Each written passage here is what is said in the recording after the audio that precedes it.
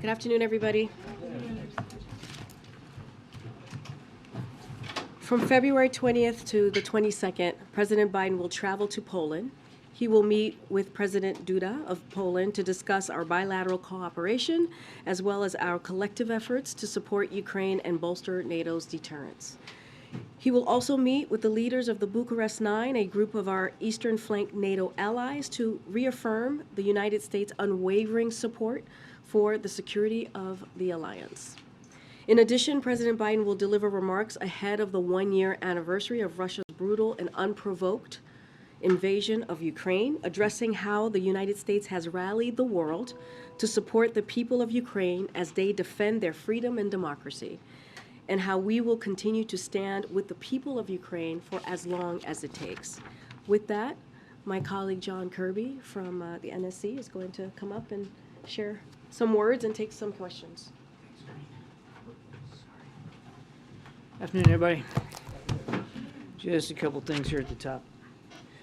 I think you know President Lula from Brazil is here today. We'll be meeting with the president soon. He's looking forward to that discussion. Brazil is a key partner of the United States in a region that is also a critically important region and an ally as we work together to address common challenges throughout the world, quite frankly, not just in this part of it. The president has personal experience working with President Lula from his time as vice president, and they met several times and have had multiple calls. Of course, as you know, we've already held a number of high-level engagements since President Lula's election. President Biden called President Lula shortly after he was elected to congratulate him and begin identifying areas where the two countries could work together. National Security Advisor Jake Sullivan traveled to Brazil for meetings with then-President-elect Lula and members of his incoming administration. And Secretary of the Interior Deb Haaland led a presidential delegation to Brazil for the inauguration. And of course, following the January 8 attack on Brazil's democracy, President Biden was quick to call President Lula to convey the United States' unwavering support for democracy in Brazil. The two have had, or they will have, a packed agenda here today, discussing issues that are important to both of them, and as I said, to the region and to the world. That includes combating climate change, stimulating economic development, strengthening democracy, promoting human rights and inclusion, as well as managing irregular migration. Now, this meeting between the two leaders will strengthen the relationship between the United States and Brazil and will help set the stage for upcoming high-level engagements between our two countries. One more note before we jump into questions, and this is just an update on U.S. efforts to respond and to help provide assistance to the people of Turkey and Syria in the wake of those devastating earthquakes. We are ramping up our assistance to these earthquakes that have now killed more than 20,000 people in Turkey and Syria, including, that we know of, at least 8 American citizens. Now, this is a terrible tragedy, obviously, and our hearts continue to go out to all those impacted. We remain in close contact with our Turkish allies at every level of government, including, of course, a phone call between President Biden and President Erdogan. Yesterday, we announced that the United States will provide $85 million in life-saving assistance to provide shelter to the displaced, as well as food, medicine, and other desperately needed aid. In Turkey, a USAID disaster assistance and response team is already on the ground, and 2 of our most highly trained urban search and rescue teams are conducting operations in support of Turkish rescue efforts in Adıyaman, one of the hardest hit areas inside the country. These teams have nearly 200 personnel combined between them, specialized equipment and canine support dogs as well. They have been able to expand their operational reach with the support of U.S. military Black Hawk helicopters. And because of the extensive damage to roads and to bridges, ground transportation, I think you can understand, is pretty challenging. They'll continue to run airlift operations from Incirlik, transporting rescue personnel to sites that they are most needed to conduct operations. The DART teams, as we call them, are also conducting structural damage assessments of many buildings and infrastructure. To date, they have been able to cover more than 630 sites across Adıyaman. In Syria, our humanitarian partners continue to urgently scale up response efforts to reach people in need. That work will include, or has included, chartered flights that are transporting essential medical supplies and teams distributing hot meals and other food. As of this morning, the United Nations and its partners successfully completed its second cross-border humanitarian convoy into northwest Syria, and one of our humanitarian partners delivered 14 additional truckloads of supplies through the Bab al-Hawa crossing, totaling now 20 trucks of critical medicines, food, and water to people in need over the last 2 days. To underscore that U.S. sanctions will not prevent or inhibit prohibiting humanitarian assistance in Syria, yesterday the Department of Treasury, I think you saw, issued a broad general license to provide additional authorizations for disaster relief assistance to the Syrian people. We already were able to deliver humanitarian assistance without this general license, but we wanted to underscore the importance of humanitarian aid getting in, and so the Treasury went ahead and issued this license as well.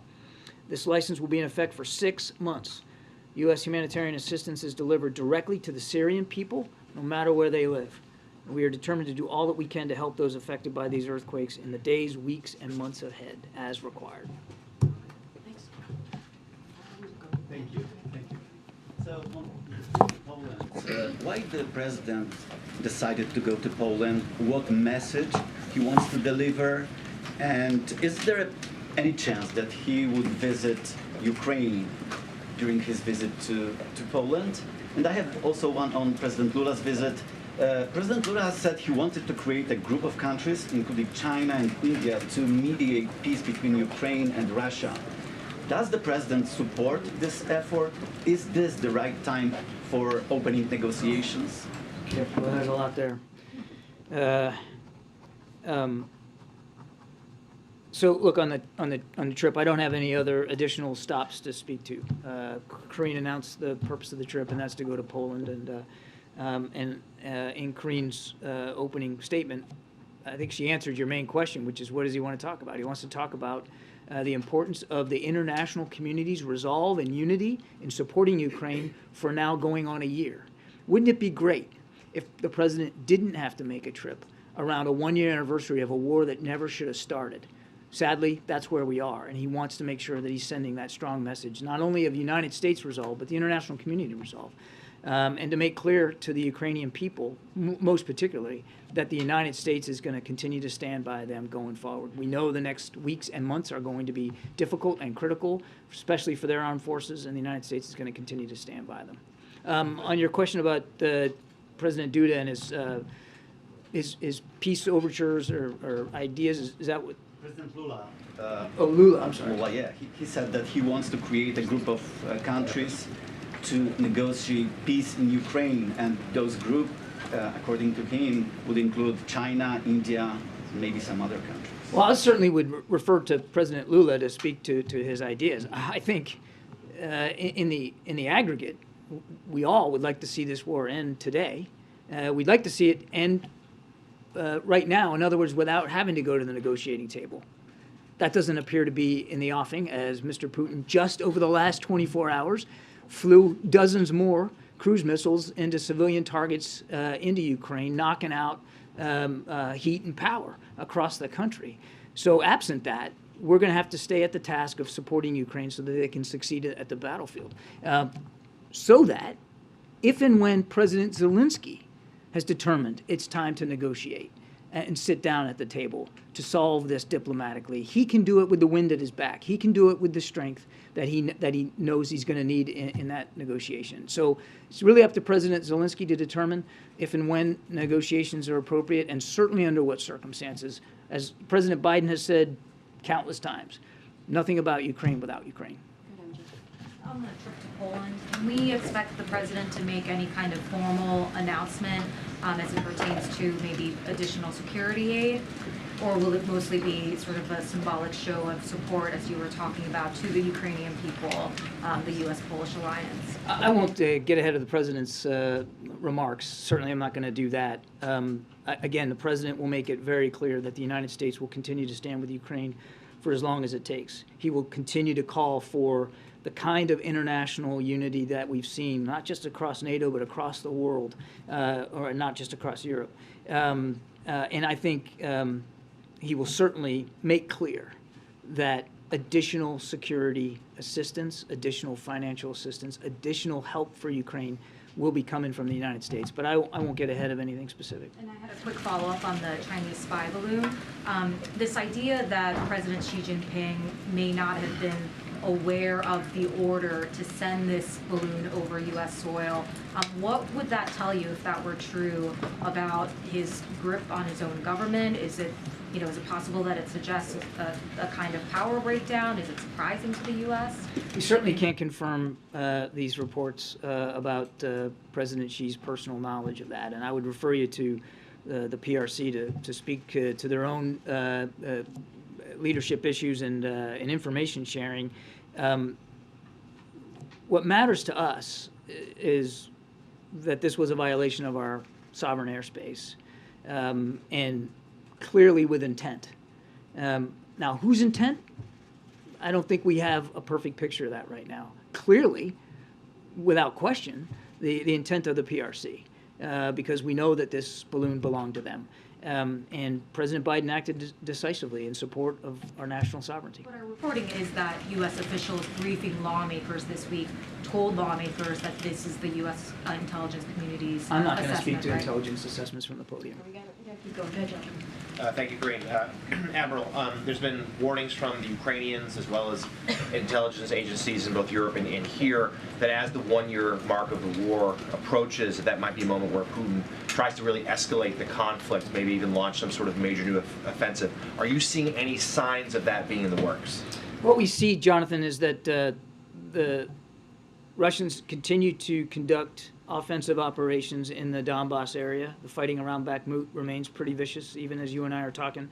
Clearly, as we've seen over the last 12 hours, he's willing to continue to barrage the country with cruise missiles, knocking out civilian infrastructure and trying to make life more difficult for the Ukrainian people. And we do believe that he will try to take advantage of these winter months to restock, resupply, rearm, contribute to his manpower in what could be renewed offensive operations come spring. But have we seen all that take shape now? I don't believe we're at a point where we've seen all of that really form. But we're anticipating that. And frankly, so are the Ukrainians. And that's one of the reasons why you've seen in just recent weeks the kinds of security assistance packages that, from the United States and from others that are more advanced capabilities, the kinds of capabilities that will allow them to fight in open terrain, combined arms capabilities, armored capabilities, artillery. All of that is designed to help them prepare for whatever the Russians might be planning in the spring. All that's to say, we do expect that, again, as the weather improves, the fighting will probably get more vicious. Thank you, Karine. Hi, John.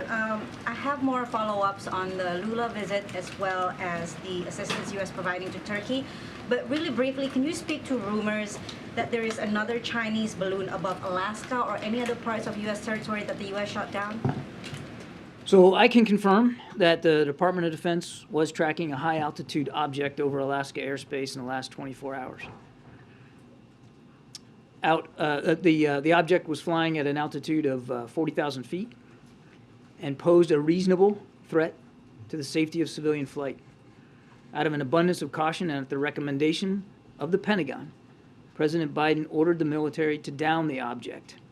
And they did, and it came inside our territorial waters.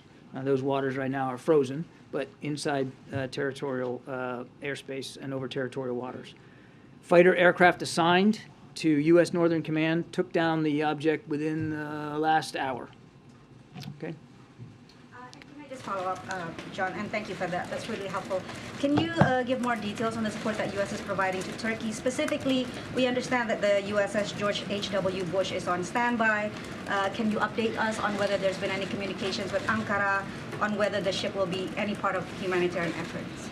I think I updated as much as I could right now. What we're doing is what I put in my opening statement. You're right that there are naval assets that are in the Mediterranean and under the command of U.S. Naval Forces Europe. The commander of U.S. European Command has designated the commander of U.S. Naval Forces Europe as in charge of the operational coordination for military assets, and he is doing that. I cannot speak to any specific contributions by the aircraft carrier USS George H.W. Bush, but obviously there's lots of capabilities in the Mediterranean region that could be brought to bear. But we're working, and this is a really important point.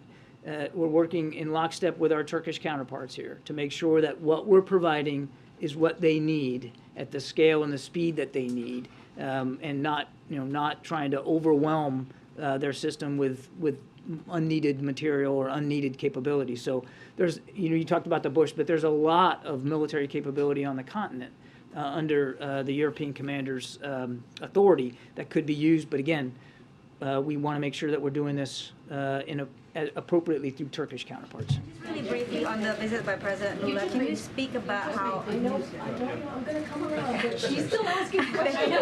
I hear you. I hear you. Just the last question. Than I do. Go ahead. Just the last question. Can you speak on how Brazil can be a partner in monitoring irregular migration, specifically because Brazil has been a route for Africans coming to the U.S. Through Mexico? As I said, I would expect President Lula and President Biden to talk about the challenges of irregular migration. You saw the Vice President just this week holding a conference of some of our neighbors about this call to action to try to get at the root causes. And certainly we look and would welcome President Lula's ideas and perspectives on how we can get at the root causes of all the migration in this hemisphere. Thank you. When I hear news, I just get very excited. Fancy that. Yes. So can we just go back for a moment? So another aircraft of some sort, airship, balloon, something was shot down today. Who owns it? What were the circumstances? Was the president directly involved in ordering this? And is wreckage being recovered? Well, Kate. So I'm going to try. Remind me if I forget something. Okay. Yes, the president absolutely was involved in this decision. He ordered it at the recommendation of Pentagon leaders. He wanted it taken down, and they did that. They did it using fighter aircraft assigned to U.S. Northern Command. The Pentagon will have more to say about the details of this later on this afternoon. It's only just within the last hour. We're calling this an object because that's the best description we have right now. We do not know who owns it, whether it's state-owned or corporate-owned or privately owned. We just don't know. We don't know. As I said, state-owned. We don't know if it's state-owned, and we don't understand the full purpose. We don't have any information that would confirm a stated purpose for this object. We do expect to be able to recover the debris. Since it fell not only within our territorial space, but on what we believe is frozen water, so a recovery effort will be made, and we're hopeful that it'll be successful, and then we can learn a little bit more about it. Was its appearance like the Chinese aircraft? No, it was much smaller than the spy balloon that we took down last Saturday. The way it was described to me was roughly the size of a small car, as opposed to a payload that was like 2 or 3 buses size, right? So much smaller, and not of the same, no significant payload, if you will. And lastly, is it now the policy of the United States that if unidentified aircraft are over U.S. territory, that it is likely the president will choose to shoot it down? The president will always act in the best interest of our national security and in the safety and security of the American people. Jackie, we're going to get you guys. Good job. John, so the Pentagon ordered this new object be taken down over Alaska. The president ordered it. The president ordered it. So is it a fair takeaway then that the Pentagon regrets not taking down the first balloon before it crossed the entire U.S.? Well, I'm not going to speak for the Pentagon. I can tell you that the president doesn't regret the way that we handled the first balloon. That time first of all, apples and oranges here in terms of size. As I said, this was size of a small car, and it was over a very sparsely populated area, but also more critically it was over water space when we ordered this down, as we did the last one. but completely different size. The debris field for this we expect to be much, much smaller than would have been for the other one. That's difference one. Difference two, we knew for a fact that the PRC balloon that we shot down last week was in fact a surveillance asset and capable of surveillance over sensitive military sites, and that it had self-propulsion and maneuver capabilities. There's no indication that this one did. The other one, the first one, was able to maneuver and loiter, slow down, speed up. It was very purposeful, that flight path inside the jet stream. That would suggest that maybe you should And- have taken it out over Alaska too, though. Well, look, the Pentagon's already spoken to this question about whether or not they should have or could have shot it down over Alaska airspace. I would refer you to, there was 2 hours and hours of testimony yesterday on that. On the communications, though, we still don't know, and correct me if I'm wrong, we don't know what intelligence or communications could have been collected or what devices they were targeting, as I understand it. So that being said, how can the president say it was not a major breach if we don't know that? What we do know is we knew the basic flight path of this thing, and we were able to take steps at sensitive military sites that we believed would be along the flight path to significantly curtail any intelligence ability that the Chinese could get from the balloon. Certainly curtail anything that would be above and beyond what they normally try to collect through other means. Go ahead, Zeke, and then we'll get around. Thanks, John. Was this latest object that was shot down within the last hour, was that detected based upon any information gleaned from the monitoring of the last balloon over last week, in terms of what you learned about that Chinese program that informed the decision to shoot this item down? I think I'd be careful saying that anything specific to what we've learned from that last platform. And we were able to collect some information from it while it was in flight. That was another reason why we let it traverse over land the way it did.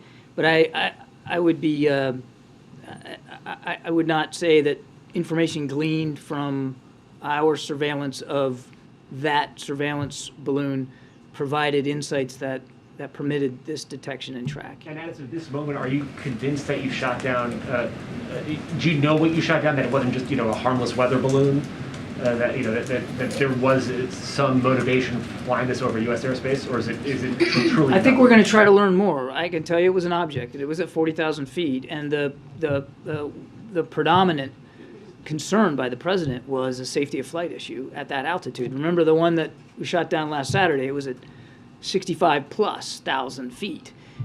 So no threat to civilian aircraft. This one at 40,000 feet could have posed a threat to civilian aircraft, and it did not appear to have the maneuverable capability that the other one did. So, virtually at the whim of the wind. Thank you, Karine. So thank you, Kirby. So to follow up on what you just said about civilian aircraft, is that what you meant initially when you said there was a reasonable threat to shoot it down? Or was Yes, there my anything exact else? words were reasonable threat to the safety of civilian flight. Okay, and given what you said earlier about intent with regard to the Chinese spy balloon, does the U.S. give any credence to the Chinese argument that the balloon accidentally veered off course and ended up where it did? You're talking about the one from last week? Yeah. Say that again, or is it? Does the U.S. give any credence to the Chinese argument that this thing accidentally veered off course and ended up where it did? No. So, was it targeting specific places? Was it targeting military sites? What we know is that the flight path it executed took it over sensitive military sites. What we also know is that it could maneuver, that it had propulsion capability and steerage capability, and could slow down, speed up, and that it was on a path to transit over sensitive military sites. Thank you. Thanks, Admiral Kirby. On the latest object, you said it did not appear to have the maneuverability capabilities that the Chinese spy balloon have. did it have any maneuverability, or was it flying on its own? At this time, all I can tell you is it did not appear to have the ability to independently maneuver. We'll attempt recovery, and we'll see what we can learn more from. And then just one more on the Chinese spy balloon. We're reporting that the U.S. is about to impose export controls on Chinese companies that are believed to have been involved in that balloon surveillance program. Can you confirm that and say when the administration might impose those export controls? I'm not in a position to confirm those reports right now, and I'd refer you to the Department of Treasury. Thank you, Admiral. I believe you said that this was shot down, or at least it landed in the waters or the frozen waters off the coast of Alaska, correct? That is our initial assessment. So is the policy still, considering the first one was shot down off the East Coast and this high-altitude object was shot down off the West Coast, is the policy at this point in time you could shoot it down if it's over a body of water? I wouldn't derive from these two incidents some sort of policy that comes out of it. The president will always act in the best interest of the American people and international security. Last week, we were talking about a surveillance asset that was purposely flown over the continental United States. In the case today, we're talking about an object. Again, we don't know a lot about it, but that at its altitude represented a potential threat to the safety of flying customers, civil air traffic. Based on your broad and deep experience, who do you think might own or have flown this thing in the air? I have no idea. Good, Mary. You know, you don't know who owns it or who's flown it, but has anyone from the administration reached out to the Chinese to see whether they will claim this new object? I know of no outreach this afternoon to the Chinese government about this. The State Department over the weekend, or last few days, I'm losing track of days, but since the first spy balloon, confirmed that they think that these Chinese spy balloons have gone over 40 countries. Considering that fact and this new development today, what's next on a larger diplomatic front? Is the U.S. talking with allies about how to police the skies, about how to bring this to the UN to figure out what to do?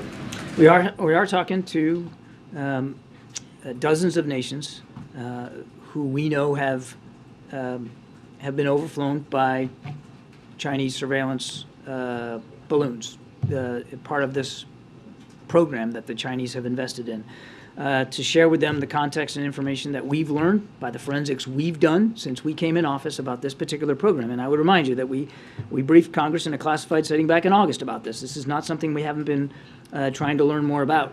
We've been aware of it and trying to glean more information from it. And this, we expect that the recovery of the debris from the balloon we shot down on last Saturday, will help us gain even more information. But we are in the active conversations with many of these countries who we know have been overflown. Yeah, where specifically in Alaska was the high altitude object shot down? So the Pentagon will be talking more about this a little bit later. They'll probably have more detail for you. But the general area would be just off the very, very northeastern part of Alaska, right near the Alaska-Canada border. So near the Arctic Ocean? Well, yeah. In fact, that's where it went down on that northern side of Alaska, near the Canadian border, on water that is frozen in the yes. It was in the never Arctic. over land. No, it never over was. Alaska. It was. Okay. Yeah. And it was shot down within the last hour. When did the U.S. first get intelligence that it existed? The knowledge about the balloon and the track first came to our attention last evening. Okay. What time thereabouts? I don't have an exact time on the clock for you. It was last evening. Well, have you ruled out, or not ruled out, but you have not determined that it was surveillance in nature, correct? We haven't ruled anything in or out. And that's why we're calling this thing an object. You just called it a balloon. You misspoke there. I'm sorry. It's not a, yes, I'm sorry. You guys have... You can't say it's a balloon either. You guys have me with balloon on the brain right now. This was an object. Let me just clarify, I'm not classifying it as a balloon right now. It's an object. We're still trying to learn more from it. That it landed on water that is frozen could help us assist, make it easier for us to try to recover some of the debris. U.S. Northern Command is examining what the possibilities for that are. Finally, you said you have no knowledge of any outreach to the Chinese yet from the administration. Are there plans to reach out and ask whether they I know of no plans to reach out to the Chinese specifically on this. I want to stress again, we don't know what entity owns this object. There's no indication that it's from a nation or an institution or an individual. We just don't know. Foreign entity, that's right. We don't know who owns this object.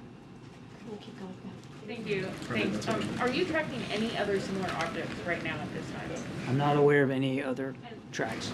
And then also, I know that you said that this was due to a civilian aircraft threat, but why not wait till it's over warmer water where you could more easily recover It wasn't heading over warmer water. It was heading over the Arctic. It's not very warm. Thank you, Karine, and thank you, Admiral. One question on today's incident and then one on a separate subject, if I may. Given how little was known about this object at the time that our forces shot it down, is it safe to say that when the President ordered that it be shot down, he did not know whether it was a manned or unmanned object? We were able to get some fighter aircraft up and around it before the order to shoot it down, and the pilot's assessment was that this was not manned. On a different subject, after the State of the Union address, minutes after he finished delivering the State of the Union address, President Biden encountered in the halls of the Capitol Brittany Alconis, the wife of your Navy comrade Ridge Alconis, who, as you know, remains imprisoned in Japan. And the President told Mrs. Alconis, we're going to get this done. I wonder if you can tell us if the Alconis case figured in the conversation that the President had with the Japanese Prime Minister when he visited here last month, and if you can flesh out the President's promise to Mrs. Alconis. I know generally you don't like to say a whole lot about these kinds of efforts, but what can you tell us about what's being done on behalf of Lieutenant Alconis? I would go back to what I said to you last time, James. I mean, the President's well aware of this case. And he's well aware of what the family's going through. He's also well aware of concerns by the Japanese government with respect to their judicial system. And he's got the team working on this. I'm not going to disclose personal conversations that the President had either with Mrs. Alconis or with Prime Minister Kishida. But he's well aware of it, he's tracking it, and so is the National Security Team. Thank you, Karine. Admiral, over here, I wanted to ask you two questions. I need to watch for her hands. One on the shoot down that you just described, and the other one on Ukraine. On the incident that happened in the past hour, I wanted to know, is there any line of communication that you can describe that has been ongoing over the course of the past 2 weeks on the diplomatic side of things? I know that the Defense Secretary says that his call to his counterpart was not returned from China. But on the diplomatic side of things, are there lines of communication between the U.S. and China right now? Well, certainly. Look, we have an embassy in Beijing. Diplomatic discussions routinely happen with Beijing. So, of course, the diplomatic channels remain open. Sadly, the military ones do not appear to be open right now. Secretary Austin made a good faith effort to reach out to his counterpart and was rebuffed. And that's unfortunate, particularly when at times like this you want to keep as open as you can the lines of communication, and the President's committed to that.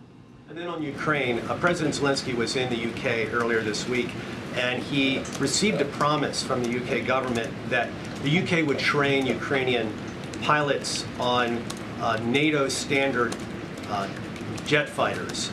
Can you tell me if you think that's a good idea? Is that something that the U.S. is considering in terms of training Ukrainian pilots on NATO aircraft as well? Well, if they're going to get Western aircraft, then they're going to need to be trained on them. Does that mean that will happen? They'll get Western aircraft? That would be up to the nations that may be willing to provide aircraft. I've said it before. Probably tired of me hearing me say it, but these are all sovereign decisions. And if a NATO nation or even a non-NATO nation wants to provide capabilities like fighter aircraft to Ukraine, that's certainly their decision to make. And one would assume that if you're going to introduce a system into a military that they have no experience with, that there's going to have to be some training that goes along with that. We're doing it right now. Fort Sill, Oklahoma, we've got Ukrainian soldiers learning how to use a Patriot battery. Outside of Ukraine, we're helping train them on combined arms maneuver.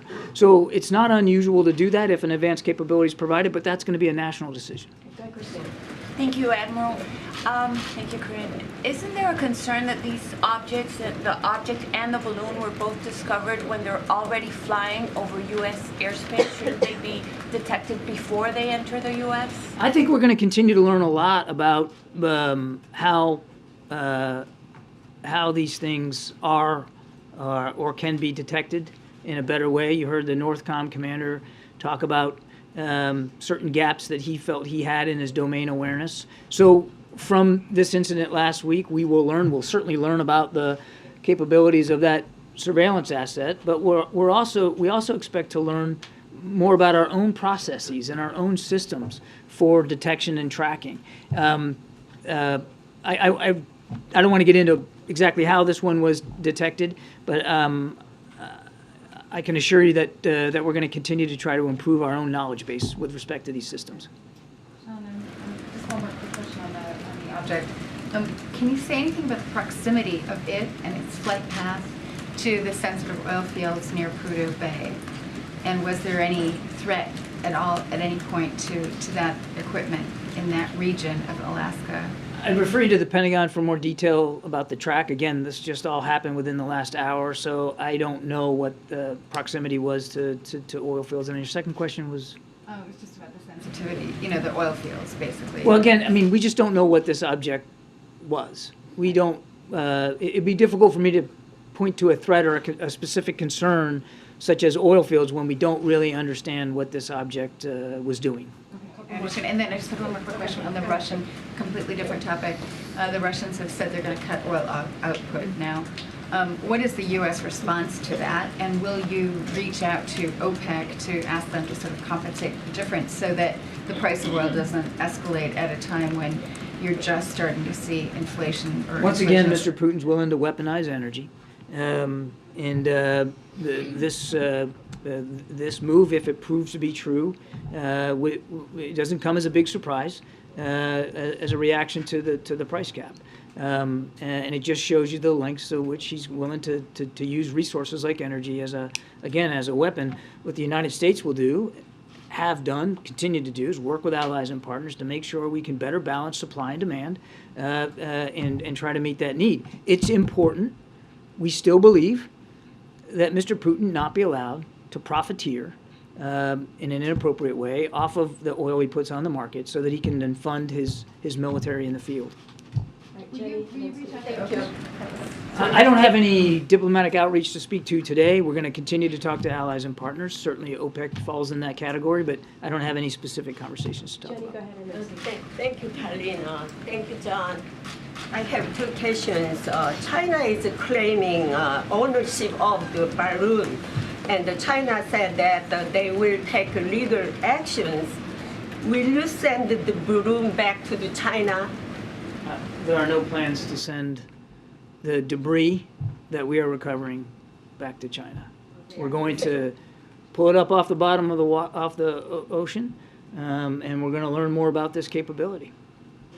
Second question, Iran is building a drone factory in Russia, and North Korea is receiving military drones from Russia.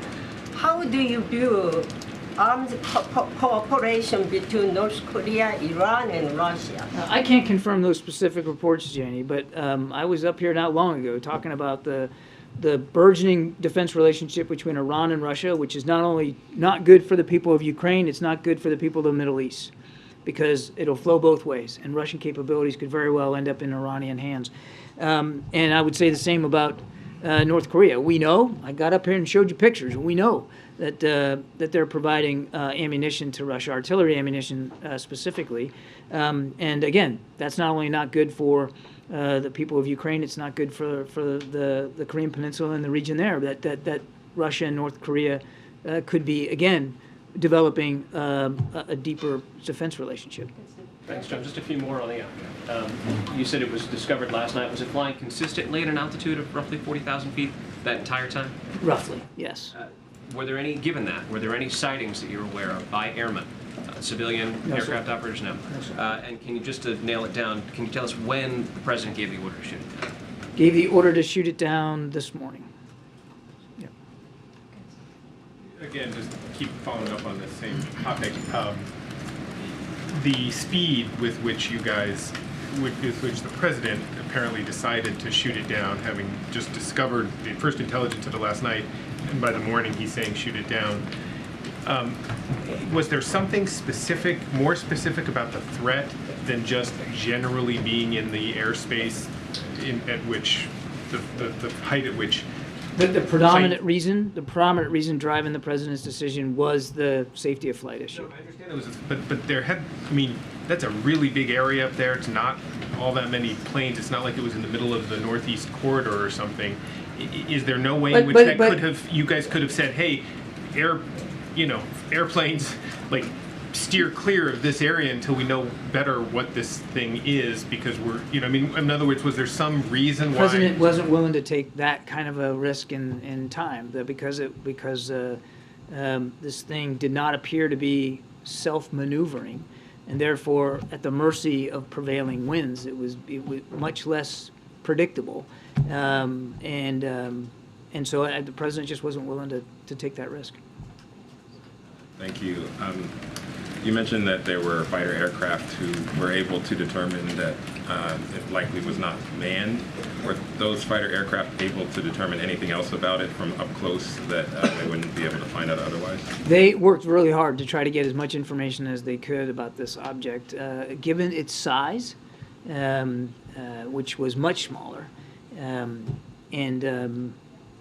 the capabilities on the fighter aircraft themselves, the speed at which they were flying, it was difficult for the pilots to glean a whole lot of information, not like we were able to glean off the balloon, not the other balloon, the balloon. Thank you, Michael. Because we also had, several days to track that. So there was a limit to how much they could divine. Also, it was detected at night, and so the first engagement by fighter aircraft late last night was, again, difficult for them. It was a small object, and these are fighter aircraft flying at pretty high speed, and the ability to glean a lot of information was limited, which is why they did another flight earlier this morning to see if we could get more. I mean, they did the best they could, but again, the speed and the conditions up there, as well as the size of the object, made it a little bit more difficult. Just to confirm, there was a flight last night to do some surveillance. Yes.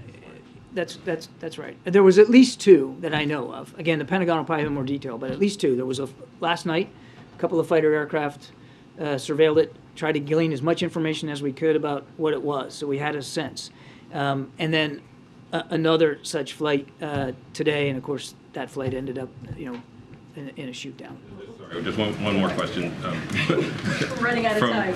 From the White House podium, do you have a message for whoever is responsible for this aircraft, or anyone who may have similar aircraft, about what the White House response? I'd rather than sending some sort of message in that way, I would just tell you that we're going to remain vigilant about our airspace. We're going to remain vigilant about the skies over the United States. And as I said earlier, the president takes his obligations to protect our national security interests and and the safety and security of the American people is paramount. And he's always going to decide and act in a way that is commensurate with that duty. That's the real takeaway here. Okay, way in the back. Did the U.S. ask Brazil to block Iranian warships from docking in Rio, and if so, why? We did not ask the Brazilians to block that. Those ships are sanctioned ships specifically, and we don't want to see them dock anywhere in this hemisphere. And we've been very clear about that. But there was no specific ask made of Brazil. That's a sovereign decision that President Lula has to make. I wanted to follow up on a question I asked you in September. In light of the Chinese spy balloon incident, does this administration consider Chinese land purchases near U.S. military bases a national security threat?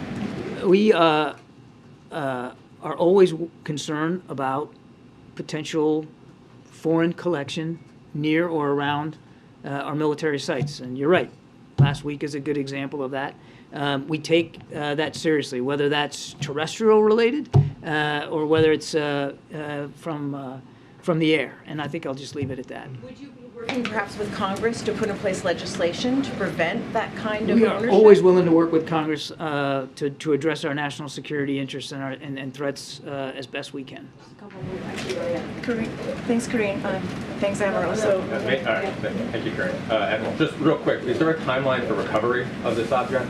You'd have to talk to the Pentagon. I don't know. Again, guys, this just happened within the last hour and a half, and they're still assessing where this thing landed and the degree to which they can get to it. And on the Poland visit, I know in the statement that you put out, Karine, it says that the president is going to meet with leaders of the eastern flank NATO countries. Are any other European leaders, NATO leaders, expected to join the president on this trip? We're still putting the agenda together. The predominant reason to meet with them, the Bucharest Nine, as you call it, is to really talk to those nations who are literally on the eastern flank of the NATO alliance. But I can't rule in or rule out that there may be additional attendees or additional meetings that the president might have.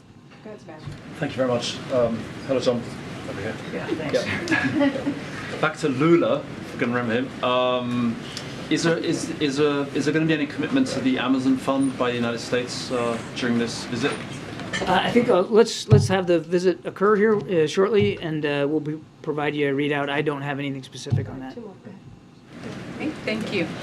So, John, the U.S. Special Presidential Coordinator for Global and Infrastructure Energy is in Angola. So he met with President Lorenzo. Can you elaborate a little more on this visit?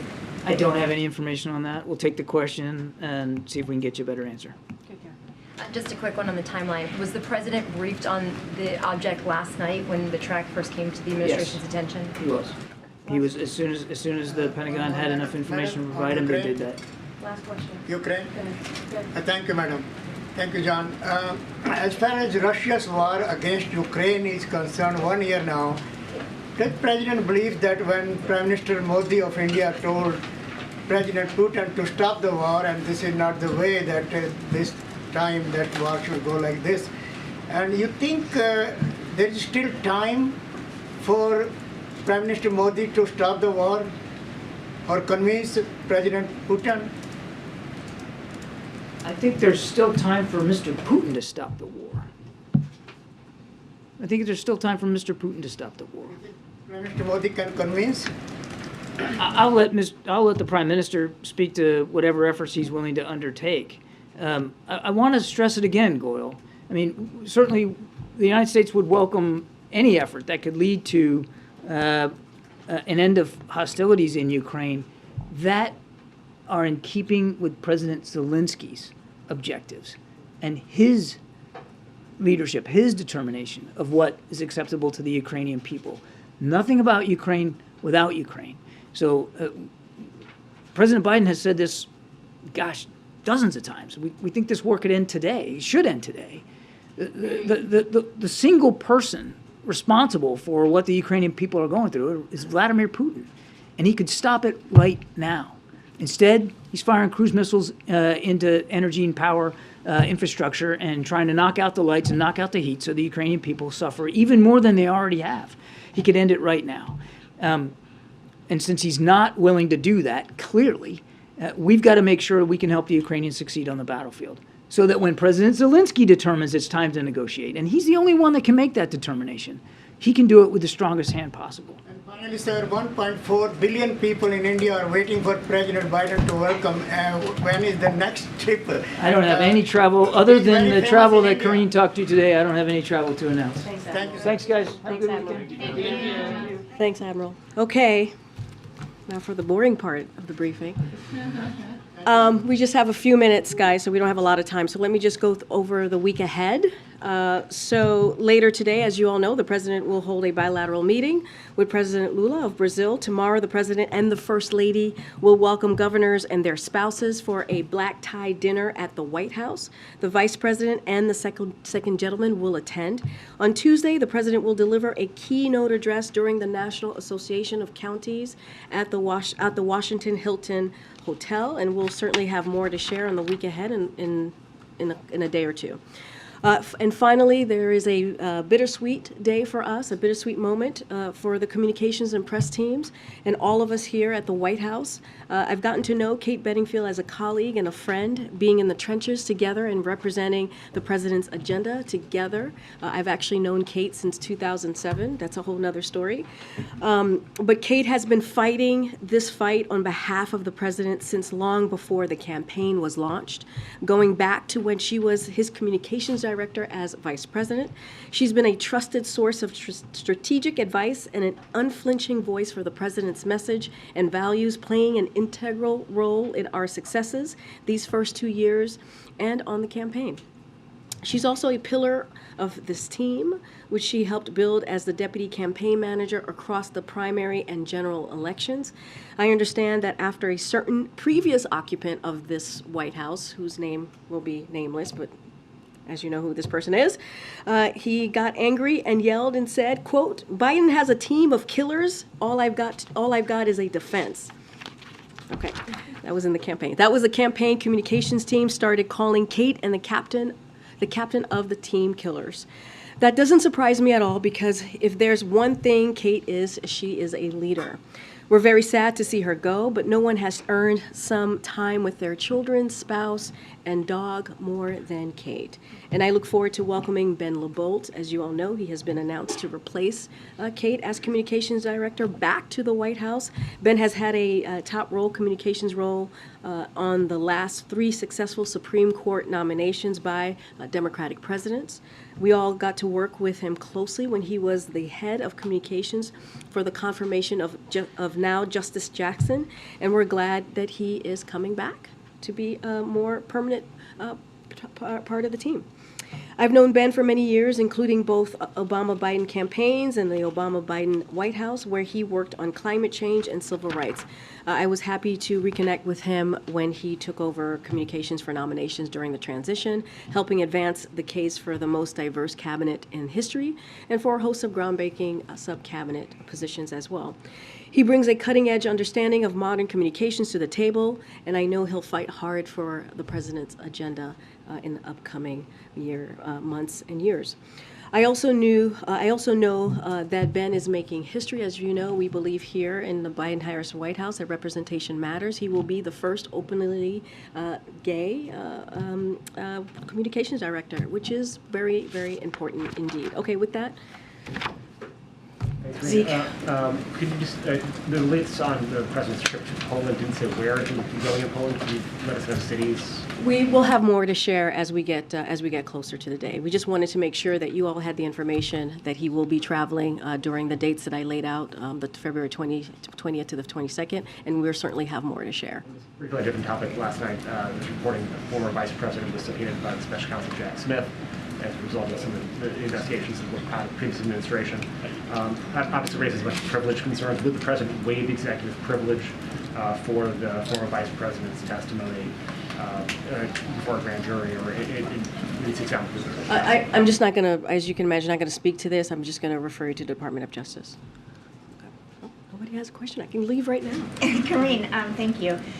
New Inspector General report accuses the architect of the Capitol, Brett Blanton, of a bunch of things: widespread misuse of taxpayer-funded government vehicles, misleading information to investigators, impersonating law enforcement. That's in addition to making the decision not to go to the Capitol on January 6, 2021, which outraged Democrats and Republicans. And the president is the only person who has the authority to fire him. Is that something he's considering? So obviously, we're taking this very seriously, and we're seeing the reports as well, as you know, and we take any advice that the members of Congress or any action that they want to take very seriously as well. I just don't have anything for you at this time to speak to on that particular matter. Okay, Justin. The House passed on a bipartisan basis, overturning DC's new criminal code and also a law that would allow non-citizens to vote. Is that something that the president would sign into law, or would he veto it? So I would have to go back to the team and just get an answer for you on that. I don't know that particular piece of legislation. This is the first time I'm hearing about it. So once I get back to the team, we'll have an answer for you. Okay, Steve. Hey, Karine, while this briefing's been underway, the National Archives has released some of the communications between the president's personal attorneys and the agency. One of them, dated on November 8th, has a communication between Gary Stern, who was the general counsel of NARA, and Bob Bauer, the president's attorney, in which it references boxes in a Boston office. It says, Pat, this is to Pat Moore, who's the president's personal lawyer. Pat, we would like to pick up the boxes that are in your Boston office and move them to the JFK library. Any explanation as to what boxes we're doing in a Boston office and how this relates to Well, as you just mentioned, it just broke, or the report just came out while we were in the middle of a briefing, so I can't speak to it from here because I just don't know what you're speaking to. But I would refer you to the White House counsel's office to get more specifics or get you an answer there.